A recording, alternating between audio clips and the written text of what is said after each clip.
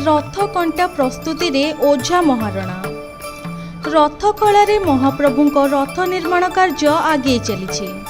तेबे रथरे काठकू काठरे जोड़िबा पई लुहा कंटा प्रस्तुत करिथांती ओझा महारणा सेवक माने। श्रीमंदिर निकटरे थिबा दोलवेदी रे अस्थायी कमारशाला रे विभिन्न प्रकार लुहा सामग्री और कंटा प्रस्तुत होइथाय। 20 जन ओझा महारणा सेवक माने 4 टन लुहा कंटा प्रस्तुत करिथांती। एथिपाई दीर्घ 52 दिन धरी अस्थायी कमारशाला रे विभिन्न लुहा कंटा प्रस्तुत करा जायथाय। वरिष्ठ ओझा सेवक जगन्नाथ महारणा कहती एही कार्य हेउछि हमर परंपरा।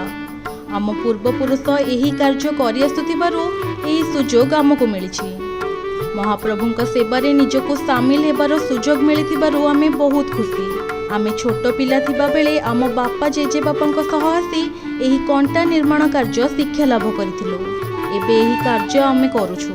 आम पर पीढ़ी मध्य एही कार्य करिवे। जुग जेते आधुनिक हेले मध्य आमे सेही पारंपरिक हाथ हथियार रे कंटा तैयारी करू।